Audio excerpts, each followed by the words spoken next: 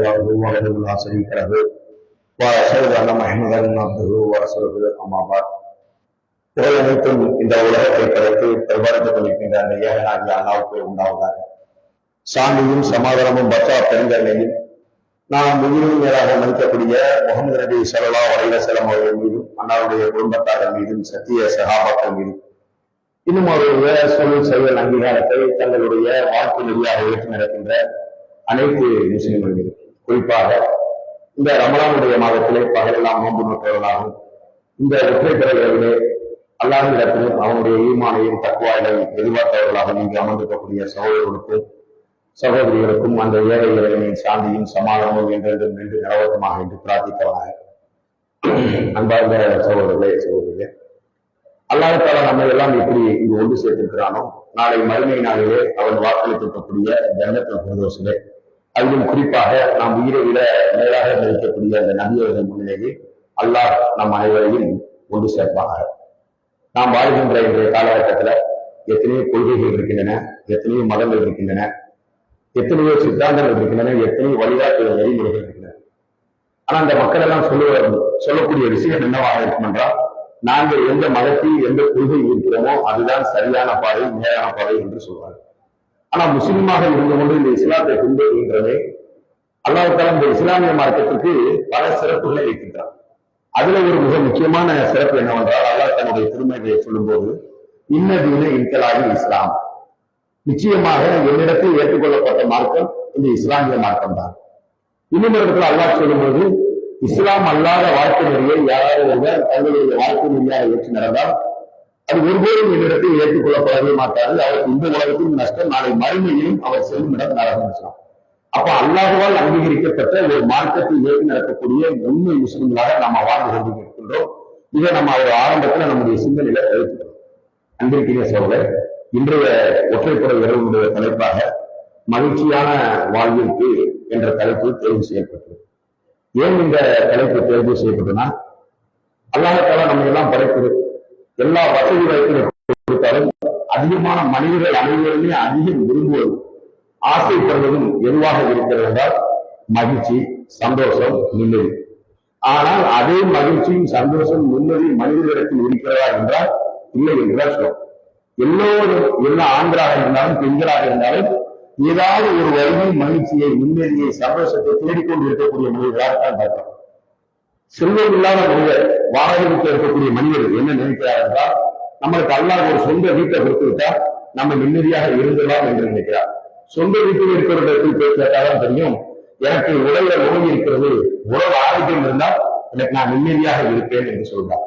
சொந்த வீடும் இருந்து நல்ல ஒரு ஆஜானுபாக உரமாக இருக்கிறார், நல்ல பலசாலியாக இருக்கிறார், அவரிடத்தில் போய் கேட்டால் அவர் ஏதாவது ஒரு வகையில் நிம்மதியாக இல்ல, என்னுடைய வாரிசு சரியில்லை, என்னுடைய பிள்ளைகள் என் பேச்சை கேட்பதில்லை, என்னுடைய பெற்றோர்கள் எனக்கு சரியான உதவி செய்வதில்லை, எனக்கு சரியான மனைவி அமைவதில்லை, எனக்கு சரியான கணவர் அமைவதில்லை, இப்படி என்று ஏதாவது ஒரு வகையில் மனிதர்கள் நிம்மதியை, மகிழ்ச்சியை, சந்தோஷத்தை இழந்தவர்களாகத்தான் இருக்கிறார். அப்ப நம்ம ஏற்கனவே ஆரம்பத்துல சொன்னோம்ல, அல்லாஹ்வால் அங்கீகரிக்கப்பட்ட ஒரு மார்க்கத்தை பின்பற்றக்கூடிய முஸ்லிம்களுக்கு அல்லாஹ் என்ன சொல்கிறார்? இந்த மகிழ்ச்சியை, நிம்மதியை, சந்தோஷத்தை அறிந்து கொள்வதற்கு அல்லாஹ் என்ன வழியை சொல்கிறார்? அல்லாஹ் தன்னுடைய அல் குர்ஆன்ல சொல்றான், யார் ஈமான் கொண்டு, நன்றாக கேட்டுக்கோங்க, யார் ஈமான் கொண்டு நல்ல அமல்கள் செய்கிறார்களோ நாம் அவர்களை மகிழ்ச்சியான வாழ்க்கை வாழ செய்வோம். முதல் விஷயம் என்ன சொல்றாங்க? யாரிடத்தில் ஈமான் இருக்கிறதோ அந்த ஈமானோடு சேர்ந்து நல்ல அமல்கள் செய்கிறார்களோ நாம் அவர்களை மகிழ்ச்சியான வாழ்க்கை வாழ செய்வோம். அதே நேரத்துல இன்னொன்று அல்லாஹ் நம்மளை பார்த்து சொல்லுவான், நாம் இந்த மனிதர்களை ஏன் வளைக்கிறோம் என்று தெரிவித்தீர்களா? உங்களுடைய பிறப்பையும் இறப்பையும் எதிர்கொண்டுதான் உங்களிடத்தில் யார் நல்லவர் என்பதை சோதிப்பதற்காக. அப்ப அல்லாஹ் வாழ்க்கையில நம்மளுக்கு சோதனை கொடுக்கிறார். இன்னைக்கு சோதனை இல்லாத மனிதர்களே கிடையாது. அப்ப அந்த சோதனைக்கு மத்தியில் நாம் எப்படி வாழ வேண்டும் என்பதையும் அல்லாவும் வைத்து உதவுகிறது. நம்மளுக்கு பல குழந்தைகள் இருக்கும், அல்லது குழந்தைகளே இல்லாமல் கூட அல்லாஹ் சோதனை கொடுப்பான், அல்லது பிள்ளைகளை கொடுத்து சோதிப்பான், சிலருக்கு செல்வத்தை இல்லாமல் கொடுத்து சோதிப்பான், சிலருக்கு செல்வத்தை கொடுத்து சோதிப்பான், அல்லது ஏதாவது ஒரு வகையில் சோதனையை கொடுத்துக் கொண்டேதான் இருப்பான். அப்ப இந்த சோதனைக்கு மத்தியில் நாம் எப்படி நிம்மதியாக வாழ முடியும்? அதற்கும் அல்லாஹ் தன்னுடைய திருமறை வச்சு சொல்றான், முதலில் உங்களிடத்தில் ஈமான் வர வேண்டும். இன்னைக்கு நம்ம தொழுகிறோம்ல, நோன்பு வைக்கிறோம்ல, இந்த சக்காத் ஹஜ் எல்லாம் செய்யறோம்னாங்க, எந்த அமல்கள் செய்தாலும் ஒரு முஸ்லிமுக்கு முதலில் எது வர வேண்டும் என்றால், ஒவ்வொரு முஸ்லிமும் பிறந்த உடனே ஒரு முஸ்லிம் தொழுகைக்கு முன்பாக, நோன்புக்கு முன்பாக அவன் அறிந்து கொள்ள வேண்டிய மிக முக்கியமான 17 விஷயங்கள் இருக்கிறது. இந்த 17 விஷயங்களை அறிந்து கொண்டால்தான் ஒருவர் உண்மையான முஸ்லிமாக வாழ முடியும். அல்லது மலரோடு அமல்கள் செய்தாலும் அது அல்லாஹ்விடத்தில் ஏற்றுக்கொள்ளப்படாது.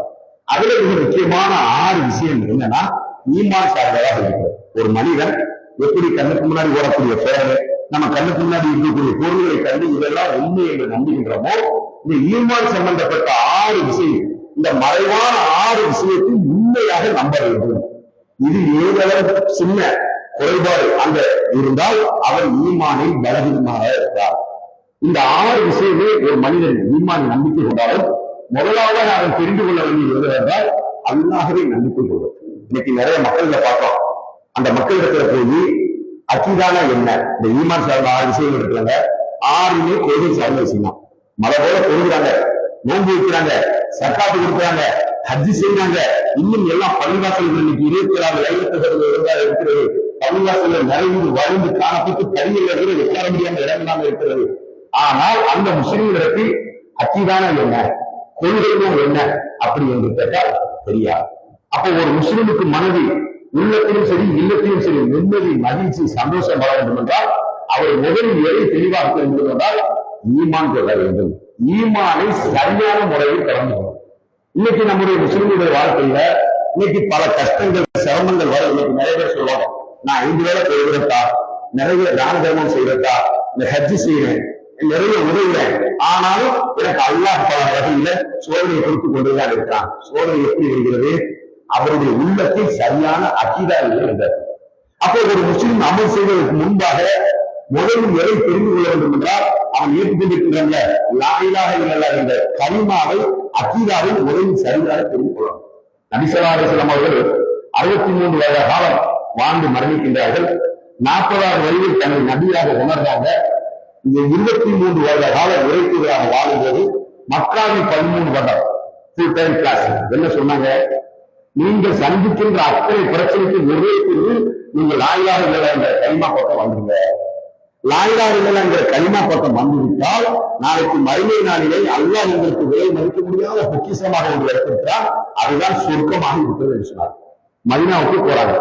அங்கேயும் 10 வருஷம், 10 வருஷத்துல 50-50. அங்கேயும் முதல்ல 5 வருஷம் என்ன கொள்கை எடுத்தாங்க. நீங்க சந்திக்கின்ற அத்தனை பிரச்சனைக்கும், உங்களுடைய குடும்பத்தில் உள்ள பிரச்சனையா, வியாபாரமா, தொழிலா, இன்னும் எத்தனை பிரச்சனைக்கு ஒரே தீர்வு, நீங்க லா இலாஹ இல்லல்லாஹ் என்ற கலிமா பக்கம் வந்துவிட்டால் நாளைக்கு மறுமையில அல்லாஹ் உங்களுக்கு விலை மதிக்க முடியாத பொக்கிஷத்தை வைத்தாங்க. அதுக்கடுத்துதான் நாம இப்ப நோன்பு சட்டங்கள், தொழுகை சட்டங்கள், சக்காத்தி சட்டங்கள், எத்தனை பெண்களுக்கான சட்டங்கள், ஜனாசாரம் சட்டம், அத்தனை சட்டங்களும் நம்மளுக்கு நடைமுறைப்படுத்தப்படுகிறது கடமையாக. அப்ப அங்கிருக்கிற நாம அமல்கள் செய்வதற்கு முன்பாக நம்முடைய உள்ளங்களின் முறை எது வர வேண்டும் என்றால் ஈமான் மிகுந்த அவசியம். சரி, ஈமான் இருக்கிறவா என்றால் இன்னைக்கு பெரும்பாலானதே ஈமான் கொண்டிருக்கிறார்கள். அந்த ஈமான் அல்லாஹ் தன்னுடைய திருமலையில பெறக்கூடிய பரிசுத்தமான ஈமானாக இருக்கிறதால் அந்த ஈமானி சிறுக்கு கடலத்தை சொல்றாங்க. இன்னைக்கு நிறைய விஷயங்களை பார்த்தோம். பெரும்பாலானது அல்லாஹ்வை நம்பிக்கை கொண்டிருக்காங்க. எப்படி நம்பிக்கை கொண்டிருக்காங்க? அந்த மக்களுக்கு குறைசிகள் நம்பிக்கை கொண்டிருந்தாங்கல்ல, அதே போல நம்பிக்கை கொண்டிருந்தாங்க. அந்த மக்களுக்கு குறைசிகளுக்கு அல்லாஹ்வை பற்றி தெளிவாக தெரியும். இதற்குமா நபி ஸல்லல்லாஹு அலைஹி வஸல்லம் அவருக்கு முன்பாக அல்லாஹ் எத்தனையோ தூதர்கள் தேர்ந்தெடுத்து அனுப்பினான். ஒவ்வொரு சமுதாயத்துக்கும் அல்லாஹ் எப்படி தூதரை தேர்ந்தெடுத்து அனுப்பினான் தெரியுமா? ஒரு சமுதாயம் சூரியனை மட்டும் வணங்கியிருக்கு, அந்த சமுதாயத்துக்கு ஒரு தூதர். இன்னொரு சமுதாயம் சந்திரனை வணங்கியிருக்கும், அந்த சமுதாயத்துக்கு ஒரு தூதர். ஒரு சமுதாயம் நெருப்பை வணங்கியிருக்கும். இப்படி நபிமார்களை கூட கடவுள்களாக வணங்கியிருப்பார்கள். அந்த சமுதாயத்துக்கு அல்லாஹ் தூதர்கள் அனுப்பினான். ஆனா கடைசியாக அனுப்பின இறுதி தூதர்கள் உலக மக்களுக்காக தூதராக இருந்தாலும் நம்மளுடைய தேர்தலுக்கு அனுப்பப்பட்ட சமுதாயம் எப்படிப்பட்ட சமுதாயம் என்றால் அல்லாஹ்வை தெளிவாக தெரிந்திருக்கின்ற சமுதாயம். இன்னும் சொல்ல போனா நம்ம தமிழக முஸ்லிம்கள் கூட அல்லாஹ்வை பற்றி அவ்வளவு தெரிஞ்சிருக்க மாட்டோம். அல்லாஹ்வே குர்ஆன்ல நபியை பார்த்து கேட்டா, நபியே நீங்கள் அந்த மக்களிடம் கேளுங்கள், உங்களுக்கு உணவளிப்பது யார்? அந்த மக்கள் சொன்னாங்க அல்லாஹ். உங்களுக்கு பார்வை திறனை தருவது யார்? அல்லாஹ். உங்களுக்கு பேசுகிறதை தருவது யார்? அல்லாஹ். நீங்கள் கடலில் பயணம் செய்யும் போது அந்த புயலோ மழையோ வந்து அந்த சிரமங்களில் இருந்து உங்களை பாதுகாப்பது யார்? அல்லாஹ் அல்லாஹ் என்று தெளிவாக மக்கள் தெரிந்து வைக்கின்றார். அப்ப அல்லாஹை பற்றி தெளிவாக தெரிந்து வைக்கின்ற ஒரு சமுதாயத்திற்கு அல்லாஹ் ஏன் ஒரு தூதரை அனுப்பணும்? அது மிக முக்கியமான தூதரை இறுதி அல்லாஹ் சொல்றார், இனி உலகம் அழிவு வரைக்கும் இனி எந்த ஒரு நபியும் வரப்போவதில்லை. அப்ப ஒரு இறுதி தூதரை, மிக முக்கியமான தூதரை அந்த சமூகத்துக்கு ஏன் அல்லாஹ் தேர்ந்தெடுக்கணும்? அந்த மக்கள் செஞ்ச தப்பு என்ன? அவங்க அல்லாஹ் நம்பாம இல்லை, அல்லாஹை நம்பி இருந்தாங்க. அந்த மக்கள் என்ன சொன்னாங்கன்னா, இன்னைக்கு நம்ம ஹரம் சென்ற பேருல வருஷத்தில் 365 நாள்ல ஒவ்வொரு சிலை இப்ராஹிம் நபி இஸ்மாயில் இந்த சிலைகள் எல்லாம் சிலைகளா இருக்கு, இவைகளெல்லாம் நாளைக்குங்கிறது அல்லாஹிடத்தில் 15 என்று சொல்றாரு. சோறு முடிச்சு. ஆனா நம்ம ஒவ்வொரு திருவிழா சூறா பார்த்து அவ்வளவு பார்த்தீங்களா, நீ அதுல ஒரு வார்த்தை என்ன வரும்? ஈயாக்க நஹ்மது வ ஈயாக்க நஸ்தஈன். யா அல்லாஹ், நாங்கள் ஒன்னை மட்டுமே வணங்குகிறோம், ஒன்னிடம் மட்டுமே உதவி செய்கிறோம். ஒரு முஸ்லிம்களுடைய என்ன இருக்கும்? எல்லாம் நான் ஒன்னை மட்டுமே வணங்குறேன், ஒன்னிடம் மட்டுமே உதவுகிறேன். எப்படி வந்து விடக்கூடாது? எல்லாம் நான் ஒன்னையும் வணங்குகிறேன், ஆனா எனக்கு ஒரு கஷ்டமோ, எனக்கு ஒரு சிரமமோ, அல்லது ஏதாவது ஒரு வேலை இருந்தால் நான் வேறு ஒரு வழியை தெரிவிக்கிறேன் என்றால் அது இஸ்லாம் கிடையாது. அப்ப ஒரு முஸ்லிம்களுக்கு தொழுகை அமல்கள் வருவதற்கு முன்பாக எது முதலில் வர வேண்டும் என்றால் சரியான அக்கீதா ஈமான் வர வேண்டும். எப்படிப்பட்ட சகாபாக்கள் வாழ்க்கை இன்னைக்கு நம்ம முஸ்லிமாக வாழ்வதற்கு எந்த வித கஷ்டமும் சிரமப்படாது. சில நெருக்கடிகளை சந்திப்போம், சிலருக்கு அல்லாஹ் வருமானத்தை குறைவாக கொடுப்பான், செய்ய முடியாமல் இருக்கும், அல்லது ஏதாவது ஒரு வகையில சின்ன சின்ன நெருக்கடி இருக்கும். ஆனா முஸ்லிமாக வாழ்வதற்கு யாரும் கஷ்டப்படாது. நான் இன்னைக்கு ஏழுக்கு இங்க வருவதற்காக நான் பல கஷ்டப்பட்டு சிரமப்பட்டு வந்து யாரும் சொல்ல முடியாது. நான் பேருக்கு அப்துல்லா பேர் வைக்கிறேன் பாரு, நான் பகல்ல என்ன கஷ்டப்படுறேன் அப்படின்னு யாரும் சொல்ல முடியாது. நான் பஜார்ல போய் முஸ்லிமாக இருக்கலாம், நான் பஜார்ல போய் வியாபாரம் பார்க்கிறேன், அந்த வியாபாரத்துல எவ்வளவு கஷ்டப்பட்டு யாரும் சொல்ல முடியாது. அப்ப நல்ல ஒரு பாதுகாப்பான சூழ்நிலையா. ஆனா சஹாபாக்கள் லா இலாஹ இல்லல்லாஹ் என்கிற கலிமா சொன்ன ஒரே காரணத்திற்காக அப்படியும் இழந்தார்கள். ஆனா அப்படியும் இழந்தாலும் அவர்கள் நிம்மதியாக வாழ்ந்தார்கள். இன்னைக்கு உதாரணத்துக்கு சொல்ல இருந்தால், எங்கேயோ இஸ்ரேல் ஈரான் போர் நடக்குது. அந்த போர் நம்மளுக்கு கூட கொஞ்சம் கவலை இருக்கு. ஒரு எழுத்தாளர் சொன்னா, இஸ்ரேல் ஈரான் போர் எங்கேயோ நடக்குது என்ற வேடிக்கை பார்ப்போம், அது நம்ம அரசாங்கத்துக்கு வந்துட்டு என்ன இருந்துச்சு? இன்னும் போர் நீடித்தால் கேசு கட்டுப்பாடு ஏற்படும். இன்னும் இந்த போர் நீடித்தால் பெட்ரோல் விலை கூடும், பெட்ரோல் விலை கூடினால் பொருளாதார எத்தனை பொருட்களுடைய விலைகளும் கூடும். அப்ப நம்மளுக்கு ஏதாவது ஒரு வகையில வரும். ஆனா அதே நேரத்துல இந்த ரமணானுடைய மாதத்துல நோன்பு 16 17 ஒரு மிகப்பெரிய ஒரு யுத்தம் நடந்தது இஸ்லாமிய வரலாற்றுல உலக வரலாற்றில் அப்படிப்பட்ட ஒரு யுத்தத்தை உலகம் இதுவரைக்கும் கண்டுக்க முடியாது, இனியும் காண முடியாது. என்ன யுத்தம்? பத்ர் யுத்தம். பத்ர் யுத்தத்திற்கு மிகப்பெரிய படிப்பினை இருக்கு நம்ம போன்ற முஸ்லிம்களுக்கு. நாளைக்கு பத்ர் யுத்தம் நடக்க போகுது. அந்த பத்ர் யுத்தத்திற்கு முதல் நாள் நபி ஸல்லல்லாஹு அலைஹி வஸல்லம் அவர்கள் தன்னுடைய தூதர்களை அழைத்து சில உபதேசங்களை செய்தார். இங்க வாங்க, நாமெல்லாம் எண்ணிக்கையில குறைவா இருக்கும், நீங்க பயப்படாதீங்க, அல்லாஹ் எனக்கு வழி அறிவிச்சுட்டான். நாளைக்கு நடக்கக்கூடிய யுத்தத்துல அவர்கள் நம்ம இந்த 3 மடங்கு அதிகமாக இருந்தாலும் அதை பார்த்து பயப்படாதீங்க, நம்மளுக்கு நல்லா வெற்றி வாக்கிக்கலாம் அப்படி சொல்லிட்டு அந்த பதுமத்தத்தில் யார் மதம் அனுப்பணும், யார் தலைமதாகணும், யார் இறங்கி யார் வரவேற்பு எல்லா உபதேசங்களையும் சொல்லிவிட்டு அந்த சகாபாக்களை பார்த்து சொன்னாங்க, நீங்க எல்லாம் நிம்மதியாக தூங்குங்க. அந்த நபித்தோழர்கள் எங்க போய் தூங்குறாங்க? எங்க தூங்குறாங்க? இது போன்ற ஏசியர்கள் இல்ல, பாலைவன பெருவெளியில தகர கொட்டைகளை செட்டடிக்கிறதுக்கு போய் தூங்குறாங்க. நிம்மதியாக தூங்கிவிட்டு மறுநாள் அந்த போரில் கலந்து கொள்கிறார்கள். அல்லாஹ் பெரிய வெற்றியை கொடுத்தான். அப்ப இது எப்படி சாத்தியமாச்சு? கொஞ்சம் யோசிச்சு பாருங்க. யுத்த காலம் என்று வரும்போது அதை நிம்மதியாக இருக்க முடியுமா? நம்முடைய வீட்டுல நம்முடைய உறவினர் யாரோ மௌத்தாக்கி விட்டார், அல்லது எனக்கோ என்னுடைய மனைவிக்கோ பிள்ளைக்கோ ஒரு உடல்நிலை செயல்பட்டால் நாம நிம்மதியாக இருக்க முடியுமா? சூரியன் நல்லா சொல்றான், சூரியன் உங்களை சோதிக்கும், ஆனால் அந்த சோதனைக்கு மத்தியில் யார் ஈமானி உறுதியாக இருக்கிறாரோ அவருக்கு நிம்மதியாக இருந்தார். அப்ப எங்கே நடக்கக்கூடிய போர் நம்மளுக்கு கவலையை ஏற்படுத்தினாலும் அந்த கவலைக்கு மத்தியில நம்ம அல்லாஹ் கொடுப்பதும் அல்லாஹ் எடுப்பதும் அல்லாஹ் என்ற மனதிற்கு உறுதி இருந்தால் நாம் நிம்மதியாக. அப்ப ஒரு முஸ்லிம் மகிழ்ச்சியான வாழ்க்கை வாழ வேண்டும் என்றால் அவனுக்கு முதலில் அவன் ஈமானை உறுதியாக இருக்க வேண்டும். அல்லாஹ் தொழுகை பற்றி சொல்லும்போது என்ன சொல்றாங்க? நீங்க தொழுங்கள். நோம்பை பற்றி சொல்லும்போது நீங்க நோம்பு வைங்க, ஜகாத் கொடுங்க, ஹஜ் செய்யுங்க. ஆனா லா இலாஹ இல்லல்லாஹ் என்கிற கலிமாவை மட்டும் அல்லாஹ் சொல்லுவது படிங்க. நீ முதல்ல படிங்க. இன்னைக்கு நிறைய முஸ்லிம்கள் மழை போல அமுக செய்யறாங்க. இன்னைக்கு நிறைய மக்கள் சிரிப்பு வைக்கிறதுக்கு என்ன காரணம்? என்ன எது அவங்க சிரிப்பு வைக்காங்க? அல்லாஹ்வுடைய வல்லமை தெரியல, அல்லாஹ்வுடைய தன்மை என்னது இல்லை, அல்லாஹ்வுடைய பண்பு என்னது இல்லை. அப்போ அந்த சிரிப்பு கலந்து விட்டால், அந்த ஈமான் சரியாக இல்லை என்றால், அவர் வீட்டுல ஒரு பறவை சின்ன ஒரு கல்லை போட்டு போட கூட அவர் கைப்பற்ற செய்வார். வீட்டுல ஒரு சின்ன கல் இருந்தா கூட, அல்லது அவர் வீட்டு கதவு காத்துனா ஓங்கி கப்பு அடிச்சா கூட பயம் ஏற்படாது. ஏன்? அது சரியான ஈமான் இல்லை. அந்த சரியான ஈமான் இல்லாமல் அவருடைய உள்ளத்தில் மூட நம்பிக்கை வந்துவிட்டது. அப்ப அல்லாஹ்விட்ட போய் யோசிப்பாரு, நாம வாழ்கின்ற இந்த ராஜகுலத்துல சம்பந்தத்துல எத்தனையோ மக்கள் இருக்காங்க. செல்வத்துல கூடுதலவங்க இருக்காங்க, நம்ம அடிக்கடி பயான்ல சொல்றோம். அறிவுல கூடுதலவங்க இருக்காங்க, திறமையில கூடுதலவங்க இருக்காங்க, இன்னும் பல வழிகள் நம்ம விட உயர்ந்தவர்கள் இருக்காங்க. ஆனா அவர்களெல்லாம் விட்டு விட்டு அல்லாஹ் நம்ம ஒரு முஸ்லிமான தாய்வர்களுக்கு பிறந்த ஒரே காரணத்திற்காக அல்லாஹ் நம்மளை யாராக எல்லாம் இந்த கல்மா சொன்ன மக்கள் தான் வாழ வச்சிருக்கிறாங்க. இதுதான் அல்லாஹ் செய்த அடிப்படைகளில் மிகப்பெரிய பொதுவாக மனிதர்களாக நிறைய அடிப்படைகளை கொடுத்தான். அல்லாஹை மறுக்கிற மக்களுக்கும் நல்ல அடிப்படைகள் கொடுத்தான்.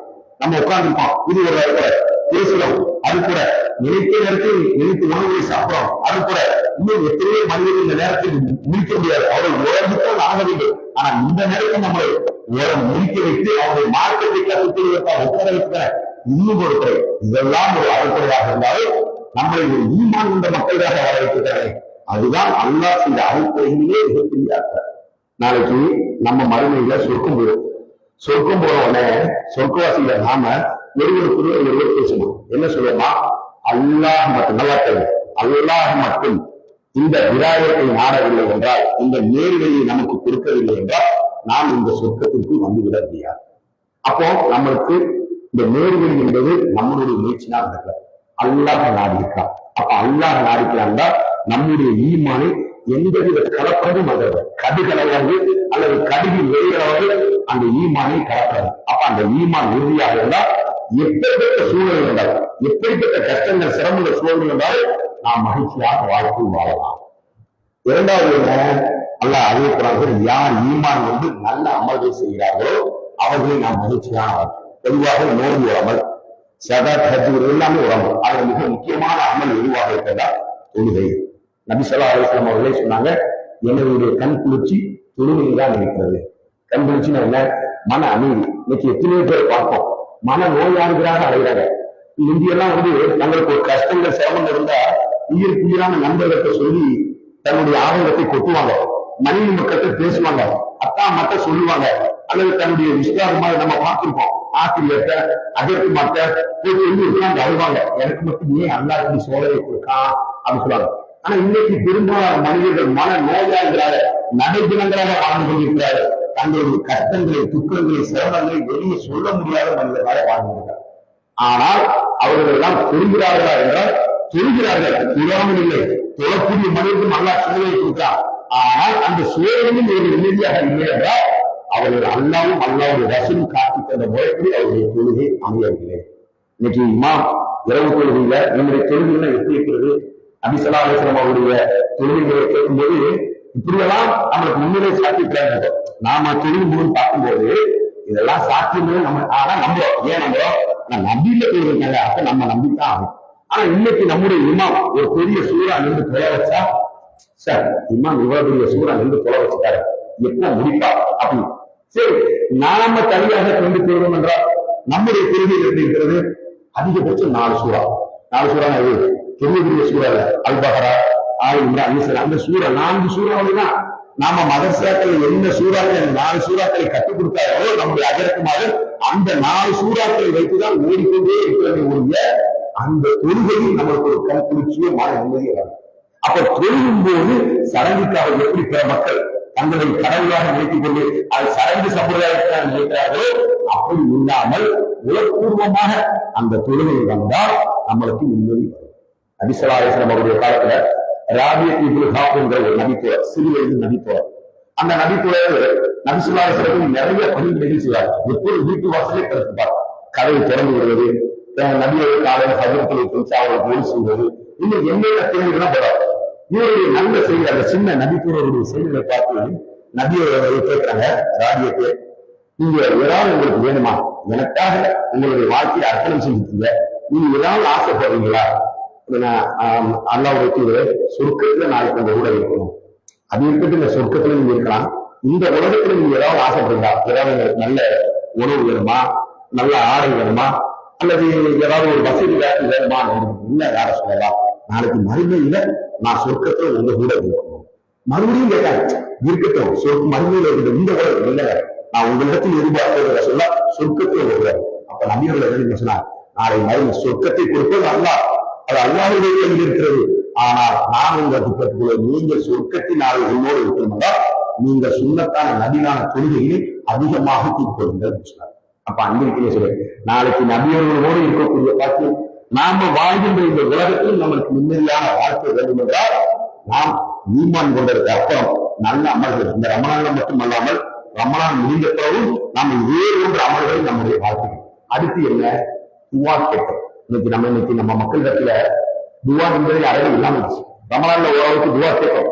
ஒரு காலத்துல நம்ம துவா கேட்டோம். எப்படி துவா கேட்டோம்? கூட்டு துவா கேட்பது அது மார்க்கெட்ல கிடையாது, அது விதத்தான காரியம் இல்ல. நம்முடைய துவாக்கள் உயிரோட்டம் இல்லாம போச்சு. ஆனா இன்னொரு துவாவும் ஒரு இபாதத் என்று நபி அப்படின்னு சொல்றாங்க.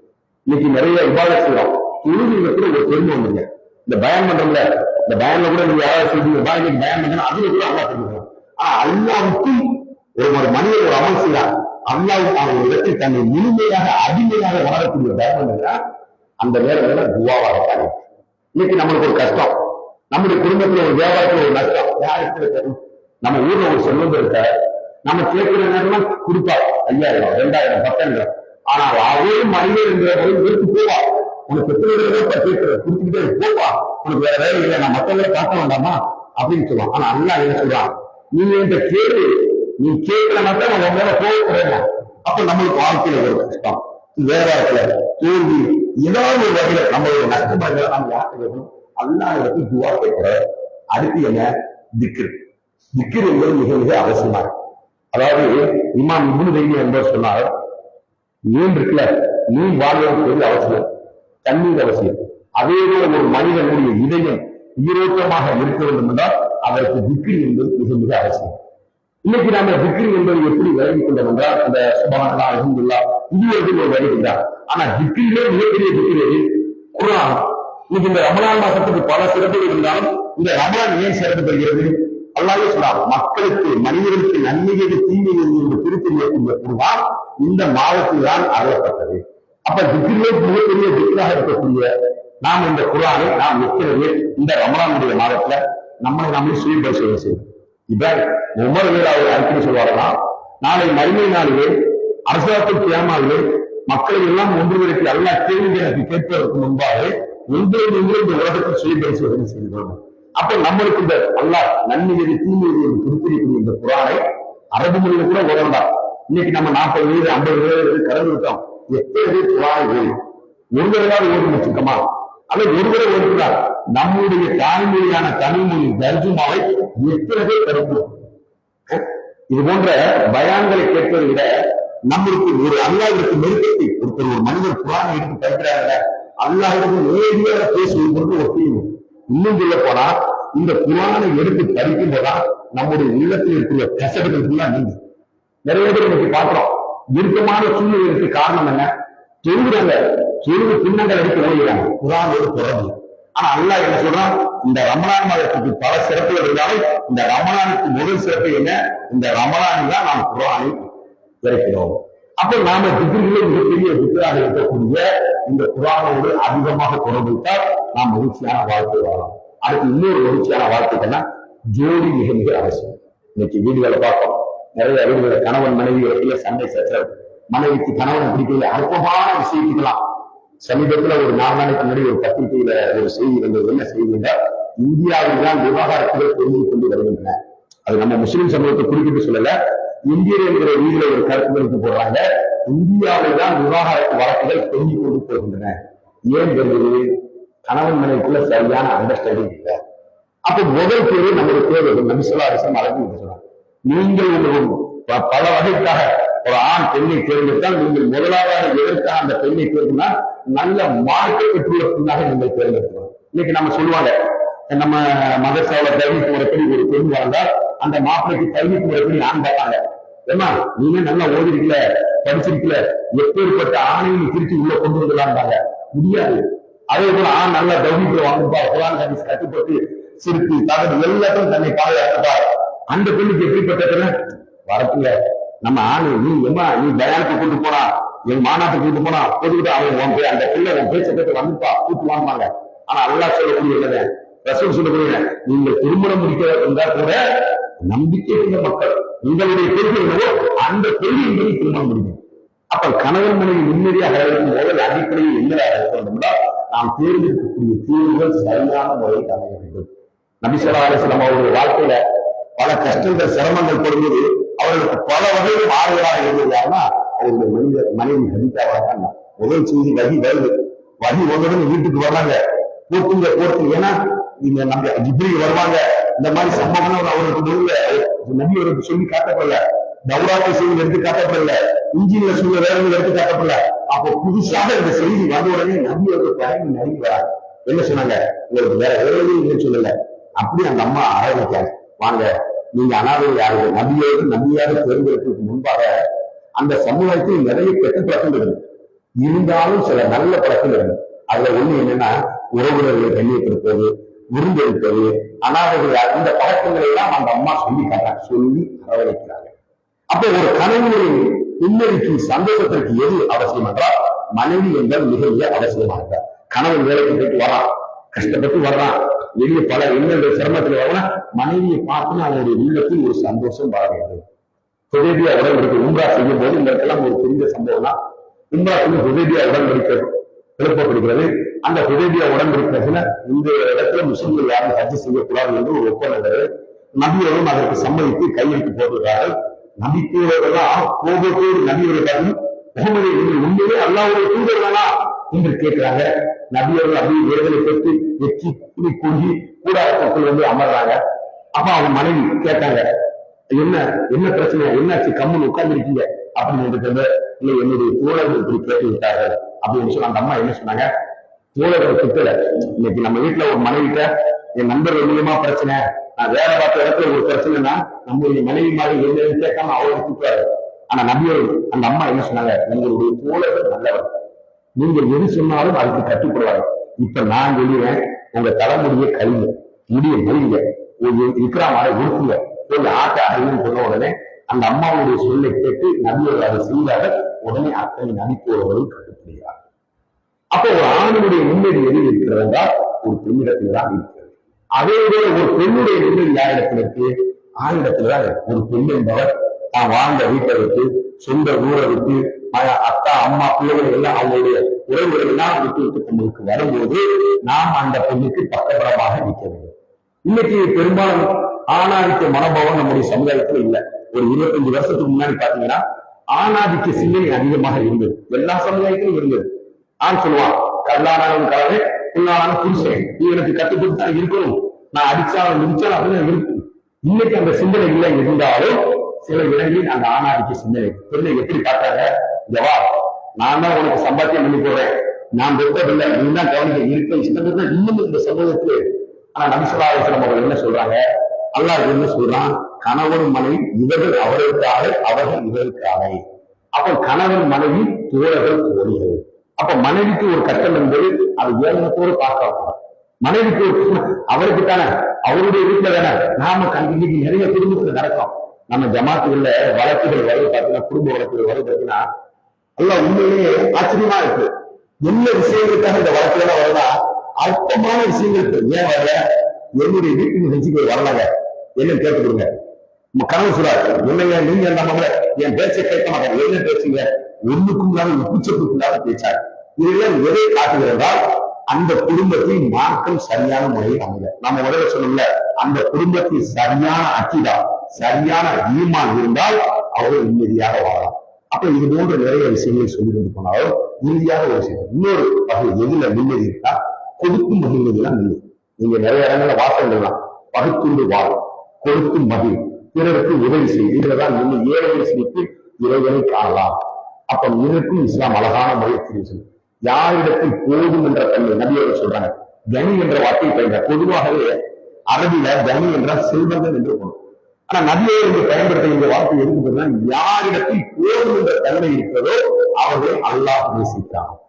இன்னைக்கு அற்பமான உலகத்துல யார் யாருடைய நேசத்தை பெறுவதற்காக, அன்பை பெறுவதற்கு உலகம் போய்கொண்டிருக்கிறது. கணவன் மனைவியுடைய நேசத்தை பெறுவதற்காக ஒரு முதலாளி இருக்கிறார், அந்த முதலாளிகளுக்கு இன்னொரு தொழிலாளி வேலை பார்த்தாங்கன்னா இன்னொரு தொழிலாளியே அந்த முதலாளியுடைய கருணை பார்வை எனக்கு கிடைத்தாலும் என்று ஓடுதான். ஆனா இந்த நேசமும் வாசமும் இந்த உலகத்தோடு முடியக்கூடியது.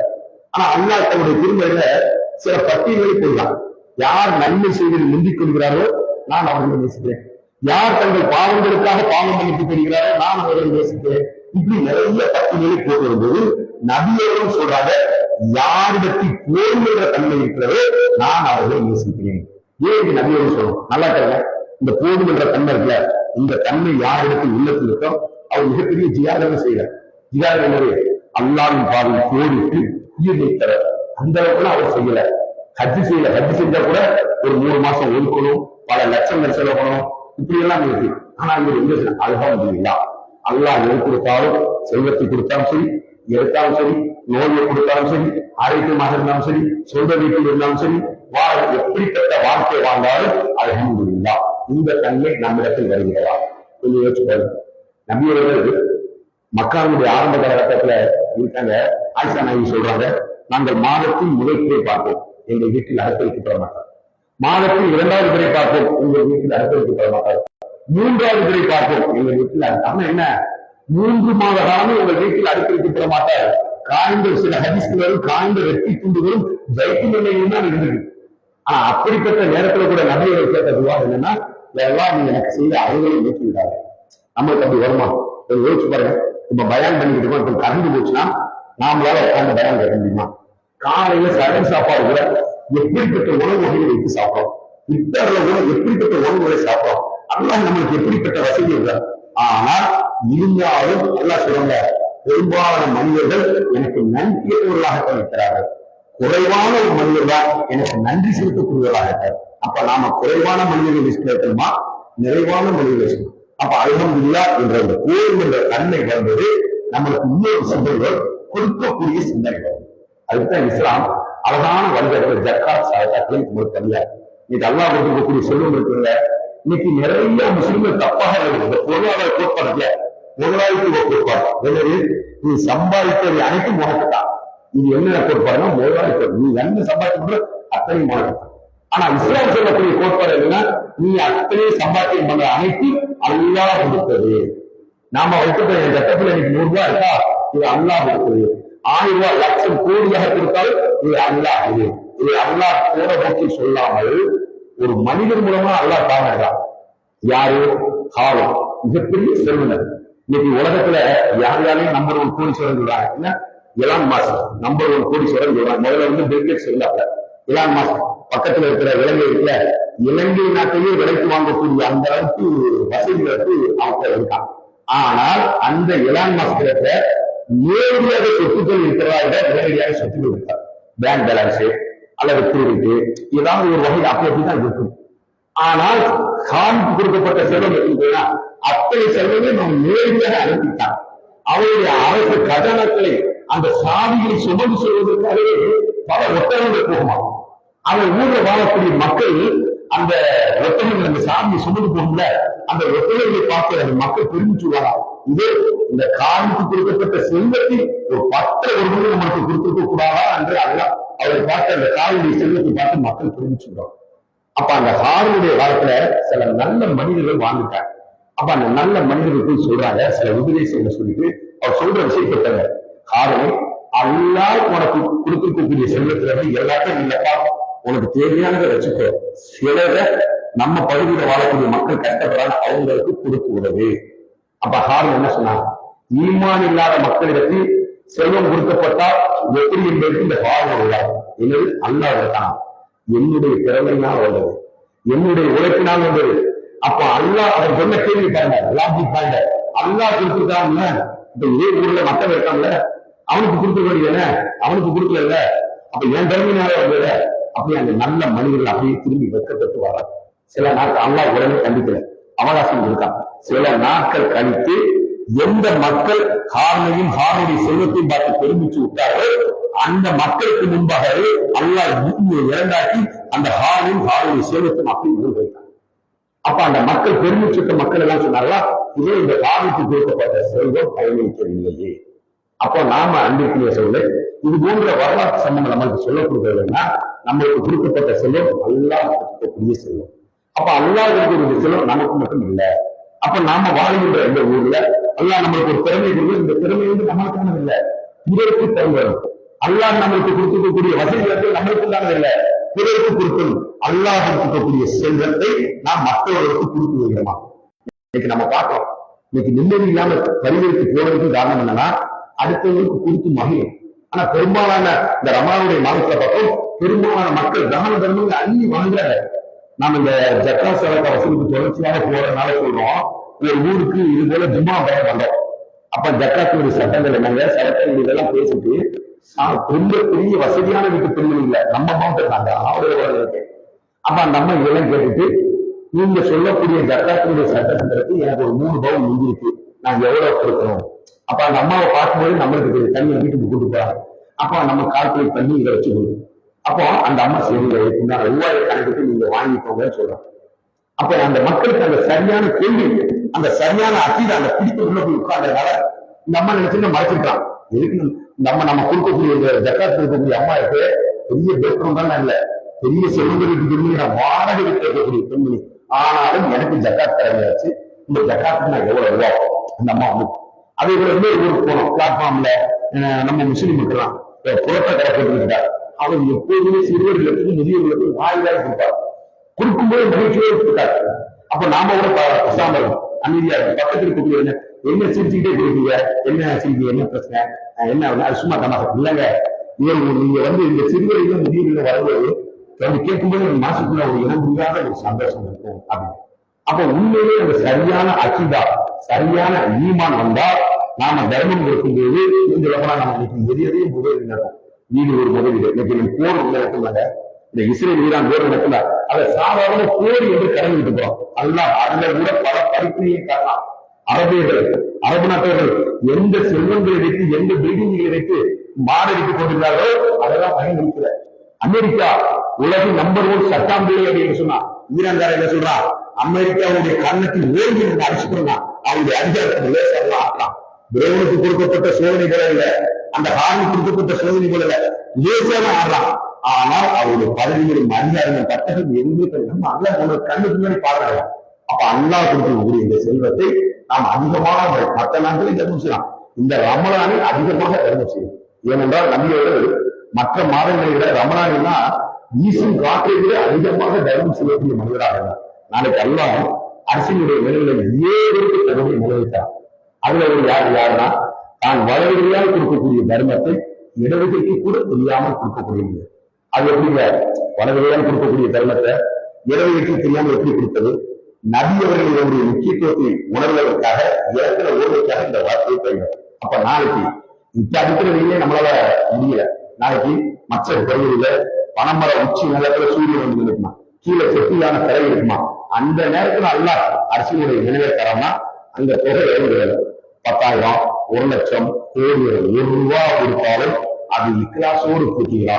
அதைத்தான் நல்லா அப்ப அன்பிற்குள்ள சொல்றேன். ஒரே ஒரு அறிவிப்பு முடிச்சோம். நம்முடைய ஜமாத் சார்பாக நிறைய சமுதாய பிரிவுகள் மாற்றப்படுகிறது. உதாரணத்துல நம்ம ராஜாவுக்கும் ரமணம் நல்லா மற்ற நாள பாருங்க, கையூறு, மலரம், மாற்றம், இன்னும் நிறைய பணிகள் செய்யும். அதே போல மாவட்டம், மண்டலம், அதுல இருந்துதான் நம்முடைய மாநில தலைமை சார்பாக 11க்கும் மேற்பட்ட சேவைகள் நடத்தப்படுது. இந்த சேவைகள் எப்படி நடத்தப்படுது? சிறுவர் ஆதரவு இல்லம், முதியோர் ஆதரவு இல்லம், புதுசா இஸ்லாத்தில் உள்ள மக்களுக்கு ஆண்களுக்கு தனியா தாவா சென்று, பெண்களுக்கு தனியா தாவா சென்று, இஸ்லாமிய கல்விக்கு இதெல்லாம் எப்படி நடத்தப்படுதுன்னா, நம்ம ஜமாத்தை பொறுத்தவரை மற்ற ஜமாத்துகள் மாதிரி வக்ஃப் சொத்துகள் கிடையாது. பக்கத்துல ஸ்ரீவிருத்தத்துல ஒரு பள்ளியாசல்னா 120 கடைகள், இங்கிட்ட சங்கரங்கள் இருக்கு. ஒரு பள்ளியாசல்னா 200 கடைகள். இன்னும் எத்தனை ஊர்களை வக்ஃப் சொத்துகள். நம்ம ஜமாத்துக்கு எந்த மார்க்கஸும் வக்ஃப் சொத்துகள் கிடையாது. அதே போல மற்ற வணிக நிறுவனங்கள் கிடையாது. அதே போல மற்ற விவசாய நிலங்கள் கிடையாது. அப்ப இந்த ஜமாத் எப்படி நன்னாகுன்னா, முழுக்க முழுக்க நீங்கள் கொடுக்கக்கூடிய இந்த ரமணானில் கொடுக்கக்கூடிய நீங்க இந்த கொடுக்கக்கூடிய செல்வத்தை வைத்துதான் தர்மத்தை வைத்து அந்த 11 மாசம் வேண்டாம். ஏன் இதை நீங்க கொடுக்கணும் அப்படின்னா நம்ம சொல்றோம், இந்த இஸ்லாமிய கல்லூரி நடக்கல. இந்த இஸ்லாமிய கல்லூரி பார்த்தீங்கன்னா பல கஷ்டங்களுக்கு, சிரமங்களை பத்தி தான் நடக்கும். நாம இந்த ஜக்காத் வசூலுக்கு போக சொன்னாங்க. இந்த வருடத்துல இருந்து நாம இந்த எம்எஸ்சி கல்லூரி இமாமுக்கு படிக்கக்கூடிய கல்லூரி நாங்க நிறுத்தலாம் முடிவு பண்ணிட்டோம். அப்போ நம்மளுக்கு கொஞ்சம் மனசு கலங்கி கொஞ்சம் யோசிச்சு பாருங்க. இஸ்லாமிய கல்லூரி ஆளுக்கு படிக்கக்கூடிய கோர்ஸ் எடுத்து விட்டா இன்னைக்கு தமிழ்நாட்டுல எத்தனை பேர் இமாமுக்கு படிக்கக்கூடிய கோர்ஸ் சொல்லி கொடுத்தாங்க. 7 வருஷம் பட்டப்படிப்பு 10 வருஷம் பட்டப்படிப்பு சொல்லி கொடுத்தாங்க. ஆனா அங்க சரியான கொள்கை சொல்லப்படுகிறதா இல்ல, சரியான கொள்கை சொல்லப்படல. நாம போகிற போக்குல சொல்லல. பக்கத்துல மகாராஜாபுரம் என்ற ஊர்ல மாவட்ட சபா தாவா பண்ணிட்டு போனோம். அதுல பள்ளிவாசல மொழி பிரிவு முடிஞ்சிட்டு பள்ளிவாசலுக்கு வெளியே சில இளைஞர்கள் உட்கார்ந்துட்டாங்க. அப்ப அந்த இளைஞர்கள் மத்தியில பேசுறோம். அப்ப அதுல 7 வருஷத்துக்கு ஆணையத்தை படிக்கக்கூடிய ஒரு இளைஞரும் உட்கார்ந்துட்டார். 24 இளைஞர். அவங்க இடத்துல போய் கேட்போம், அல்லா எங்க இருக்கான்? அப்ப அந்த சொல்ற அல்லா இந்து நிறைந்த பரம்பரை என்னது அத்வைத கொள்கை சொல்றாரு. அல்லா இந்து நிறைந்த பரம்பரை, அல்லா பாதுகாப்பு. அப்ப அக்கீதை இந்த மக்களுக்கு தெரியல. ஆனா அதே நேரத்தில் பெருமைக்காக சொல்லவில்லை, நம்முடைய ஜமாத்துகளை நம்முடைய மதத்துல சார்ந்தவர்களை மற்ற மதத்தை நடக்குது. அந்த மதசா மாநிலத்தில் போயிட்டு அல்லா எங்க இருக்கிறான்னா எல்லா புதவியும் பேச சொல்லும். அல்லா 7 வாரத்துக்கு மேல் அரசியல் இருக்கிறான்.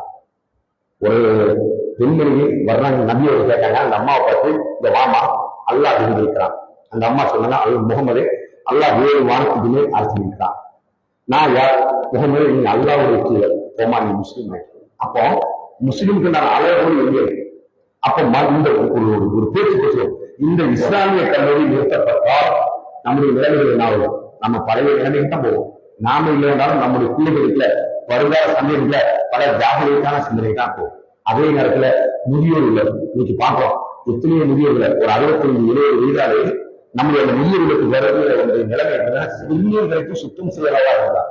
முஸ்லீம் நான் சொல்றேன், கையில தானியத்தை கட்டியவரா இருந்தார். சூறா பார்த்து கூட ஓட தெரியல.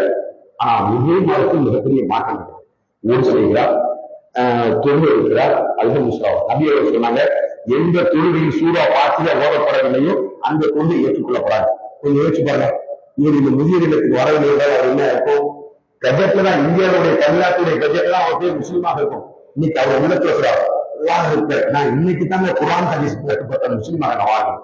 அப்ப இந்த மாற்றங்கள்லாம் எப்படி ஆகுதுன்னா உங்களை போன்ற மக்கள் கொடுக்கக்கூடிய ஜக்காத் சதகா கூடுதலாக உண்டாகும். இந்த நம்முடைய ரமலான் அல்லாத மற்ற நாட்கள்ல நம்ம ஊர் மருத்துவ உதவி கேட்பாங்க, கல்வி உதவி கேட்பாங்க. பெண்களுக்கு தையல் மிஷின் தராங்க. ஒரு தையல் மிஷின் கட்ட ஒரு 10,000 எண்ணிக்கைங்க கூட நீங்க கொடுக்கக்கூடிய இந்த ஜக்காத் சதகா இங்க தலைமையில கொடுப்பாங்க. இங்க வசூல் பண்ணி கொடுப்பாங்க. அது போக மேல தலைமையில நம்ம தெரியப்படுறோம். அதுல இருந்து நீங்க கொடுக்கக்கூடிய ஜக்காத் சதகா பண்ணிக்கலாம். அப்ப நீங்க கொடுக்கக்கூடிய இந்த தான தர்மங்கள் நம்மளை சுற்றி இருக்கிற நம்முடைய சொந்த பந்தங்களுக்கு தயார். அப்ப விருதுநகர் மாவட்டத்துக்கு என்னை தான் ஜக்காத் வசூல் பொறுப்பாளராக நியமிச்சிருக்காங்க. எப்படி நீங்க நோன்பு கஞ்சிக்கு ஃபித்ராவுக்கு மற்ற விஷயங்களுக்கு கொடுக்குறீங்களோ அதை விட அதிகமாக நீங்க கொடுத்து உறவுகள் கொடுத்து நம்ம இந்த உலகத்துல நிம்மதியாக வாழலாம், மறுமையிலும் நிம்மதியாக வாழலாம் என்று சொல்லி என்னுடைய உரையை நினைத்துக் கொள்கிறேன். நான் பேசிய பேச்சுகளை குறைகள் என்றால் அதை மனிதன் என்ற முறையில் நினைக்கிறோம். பேசிய பேச்சுகள் பயனுள்ளவர்களாக இருந்தால் அது உங்களையும் நினைவுபடுத்த நல்லாவே சொல்லி கூறியிருக்கிறேன். அஸ்ஸலாமு அலைக்கும் வரஹ்மத்துல்லாஹி வபரகாத்துஹு.